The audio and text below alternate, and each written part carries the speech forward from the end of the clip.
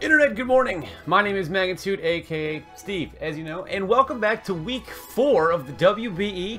Fun is, it's not optional. You either have fun, we fucking make you have fun. There's no other choices than that.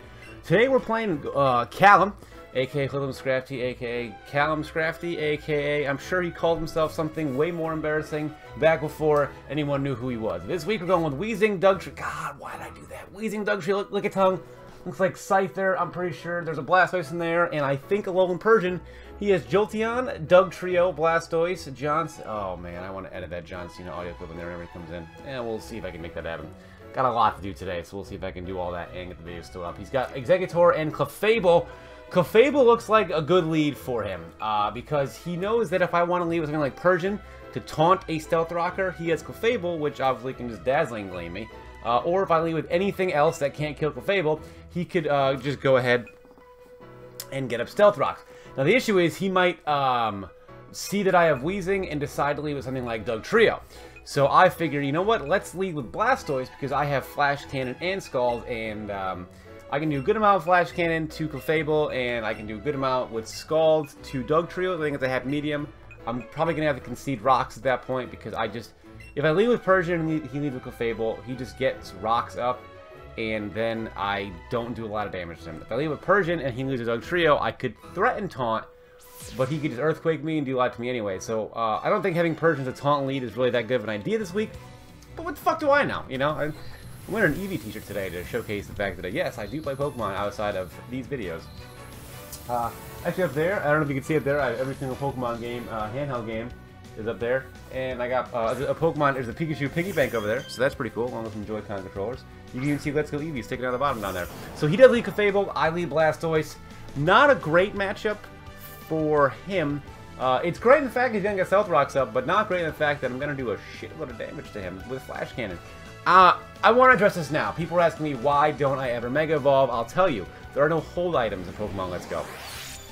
So just owning the Mega Stone, or just having the Mega Stone in your bag, allows you to Mega Evolve a Pokemon if you have the Pokemon. I draft Mega Pidgeot, but I have the Blastoise Mega Stone, the Charizard Mega Stone, the Venusaur Mega Stone, all those Mega Stones. So as long as they're in my party, it'll give me the option to Mega Evolve them. Obviously I can't. I get a crit special defense drop. There is a god, and God's name today is Bob Ross. Brought to you by Bob Ross Energy Drink. It tastes fantastic because it's literally all sugar. It's 40 grams of sugar. It's fucking terrible for you. But it tastes so good. Like many things in life, they're terrible for you, but man, they taste good going down. Am I talking about dick? No, I'm not talking about dick. So he goes in Exeggutor, and I kind of thought he was going to, so I go for wait, where is it? Where is it? Where is it? Where is it? Where is it? Fuck, where is here. Hang on.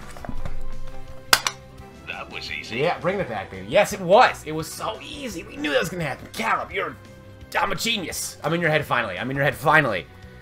You have nothing for the genius brain that is me.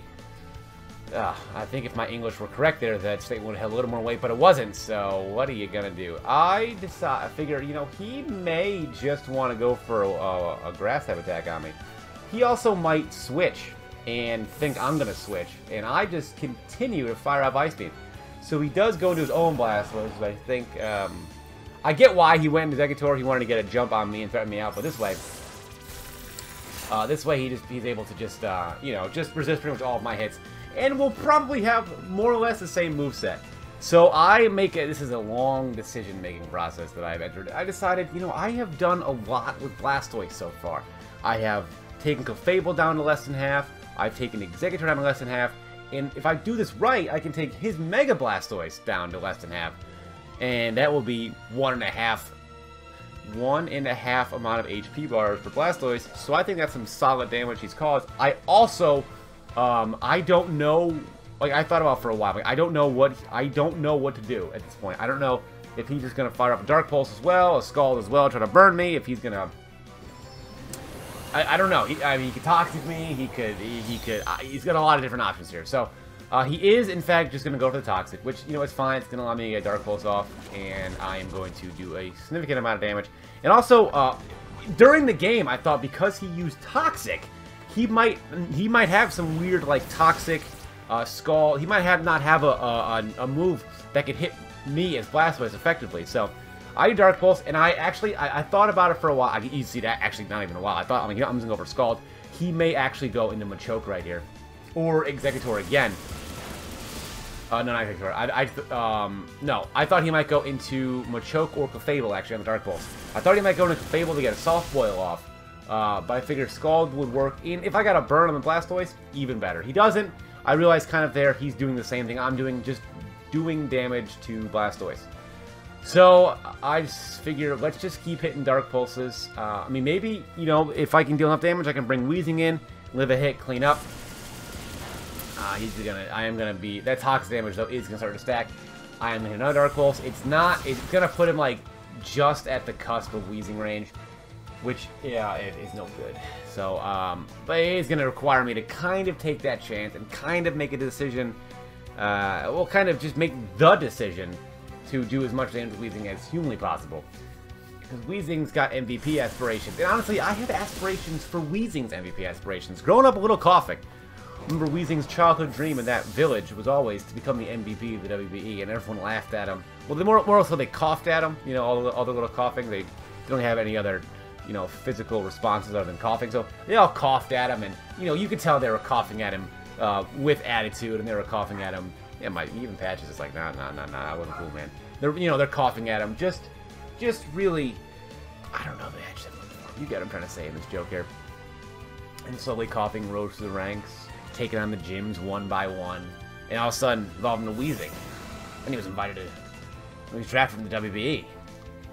And after 3 weeks, he's right now 6th in the MVP.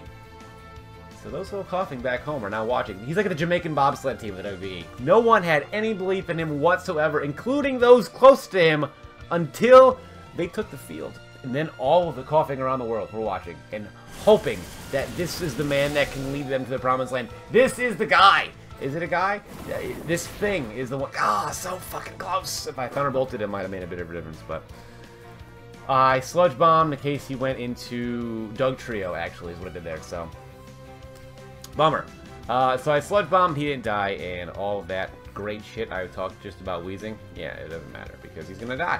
So, I opened with some solid offense with Blastoise, and now currently Callum is responding with some more solid offense from Mega Blastoise.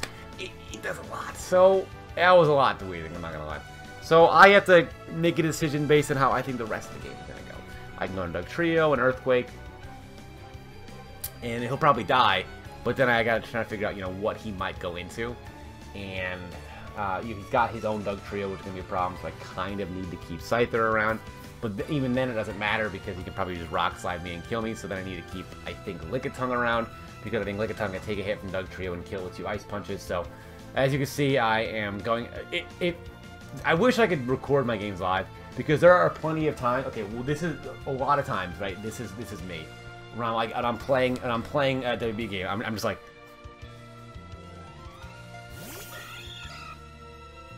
Just that's how I think. That's my thinking phase there. So I just stare off into space, holding the Joy-Con closer and closer to my face. Just trying to think of what to do and kind of like see into the future, you know? Which obviously, you know, I'm not very good at. But we're trying our best. He does go into, he goes right into that stupid little Executor. What a wait. You took an Ice Beam. You weren't even on the field for 1 full turn. You were switched into. You switch into 2 attacks, and you're dead. So, 3 heads, 0 turns. That's a poor average. That's an undefined average of heads per turn. So then he goes into Machoke, and okay, so at this point in time, I decide I am going to U-turn. But what am I going to U-turn into? He's probably going to go for a fighting move. I have 3 Mons weak to fighting, and 1 Mon that quad resists fighting, but there's Stealth Rocks on the field. So at this point, I am deciding, will Scyther live a fighting type move after taking Rocks damage? And I decide unequivocally, yes, he's a fucking man. He's going to do it, obviously. There's no way he won't live a fighting type attack. He's definitely going to do it. But then I figured, okay, I need Scyther alive, because without Scyther, this Machoke just scrapes me. But I need Doug Trio alive, I think the one thing I didn't need alive was probably Persian. So U-turn was the wrong play there. If I just went for Facade, could have died at a fighting type move, then I could have gone into Scyther, but I wanted to get the jump and the opportunity. See, I'm even like thinking about Lickitung so bad. I'm like, Lickitung, what the fuck? I don't think I can live a fighting type move or outspeed, so it's probably dead. And then I'm like, no, I need Lickitung around, so I need something that can take 2 hits from Dugtrio. And Lickitung can take 2 hits from Dugtrio. But I also need something. I wish I could have like used U-turn to back into Persian. I wish I was available for me, because I would have loved to just let Persian die here. I think it would have been. But I was kind of caught up on the speed of Persian, but I kind of forgot that like what he had left was, you know, Clefable, which will die to pretty much like an Earthquake and Dugtrio. He's got Blastoise, which is pretty much dead anyway. And by the time, you know what, fuck it, he's gonna live it. He's a fucking god among everybody who's ever lived. He is the walking oh man, oh ah! Oh, John Cena, you can't see how much of a bitch you are. We can't see you, but you can't either see your own how much of a bitch you are. God, John Cena, what's it like being the absolute worst? Callum, what's it like? What's it like knowing you made the right play, but the outcome was so suboptimal? I'm talking to you, Callum. I know you're watching this, Callum. What's it like? What's it like knowing that you had one chance to kill the best Pokemon that has ever lived, and you missed? What's it like? I hit him with a wing attack, and it doesn't die. So you know what? All that for nothing. All that hubris for nothing. So now, Steve, what's it like watching your entire life's plan fall apart in front of an audience? Steve, what's it like knowing that no matter how hard you try, you will never be good enough to compete in a league format? That one cuts deep. I don't know why you had to go there. Steve, what's it like being an absolute utter failure? I thought we were just talking about Pokemon. What do you like? Why do you gotta be such a dick? Why do you be such a dick? It wasn't very nice. I had Dugtrio, Persian, Lickitung left. I know what I need to do. Now it's a matter of, can I make it happen? I need to make sure Lickitung is alive to take 2 hits from Dugtrio. If I can kind of facilitate the game to make sure that Fabio is alive here, or Lickitung's alive to take 2 hits from Dugtrio, then we'll be in okay shape. The problem is I can't switch Lickitung in onto a Dugtrio, because I need to send it in after something dies so that I can take an Earthquake, Ice Punch, take a second Earthquake, Ice Punch, and kill it again. But that also has to happen like at the end of the game when I have other things alive, because I need to have things to outspeed the remainder of the threat, like, you know, Clefable. So now he is going to go into Clefable, and I don't like that at all. Oh, no, he was in his own Dugtrio. Sorry. So obviously Earthquake is coming, and obviously I need to make sure that Lickitung does not. It's a common theme. Is make sure Lickitung does not switch into Dugtrio. Make sure Lickitung does not switch into Dugtrio. So I'm looking at what he's got left, and I'm looking at, you know, what my plays are here. And frankly, they don't look very good. I wish Weezing was still alive, but for Clefable. So he's got Clefable at about half. He's got Blastoise way less than that. He's got other stupid garbage mons, because we both have pretty much the same. We both have a Dugtrio. We both have a Blastoise. We both have a Persian. Not in this game, but our teams are quite similar. So that is a Persian. And I brought him for Taunt. And I also, his speed presence alone, I think is a solid asset. But he's gonna fucking die to this stupid fucking popsicle monster. Hello, Persian. Traveled all the way from Kanto just to die to this fucking creature that that is a horrifying mess. For so long, we've been wondering, what does his feet look like? What does it look like outside of the ground? He's very clearly just in the ground. And for 20 years, they have not answered us, which is an odd option to take. It's a weird road. So this is the matchup that I was hoping for, right? Lickitung versus Dugtrio. And if I can just live the Earthquake, which I know I can do, he's going to switch much to my chagrin. I don't like that. Don't like how little that did either. So I pretty much, unless I outspeed Clefable, I pretty much don't win this. Unless I can go in a Dugtrio. But my fear was that he's gonna soft-boiled here. If I switch into Dugtrio here, on what if I thought he was gonna attack me back, I would have gone to Dugtrio. But I honestly was like, oh man, he's gonna fucking soft-boil. And as soon as that hit, I knew right there. Done. Dunzo. Finito. It's not a word in any language. Unless it is. Done. So, if I had foreseen the soft boil coming, or the dazzling lane coming, I could have gone in a Dugtrio there, resisted it, taken out Clefable, and then he would have had to go in his own Dugtrio, kill me, and then it would have been mano-y-mano with Lickitung. Well, it wouldn't have been. I mean, I probably still, honestly, I probably still would have lost this, to be fair. But I definitely think, actually, the score may have been the same. In the end, I don't think it made a difference really, because I couldn't outspeed Blastoise anyway with Lickitung. So I died. So I don't really think it didn't really matter too much. But so there is Dugtrio, and he's just gonna try to do his best to clean up. What am I down? 3-1. Yeah. So I mean, we're gonna end up losing 2-0, and I did make some. I don't want to take time to apologize to Callum. Cal, I'm sorry for all those playground childlike names. I don't not as though you are a child, but you know, names that children would call each other. So I do apologize for on this video itself. I could deny that I said it, but you know, I said it on the video. You are not whatever adjectives I use to describe you negatively, and you are definitely all the adjectives that I didn't use to describe you positively.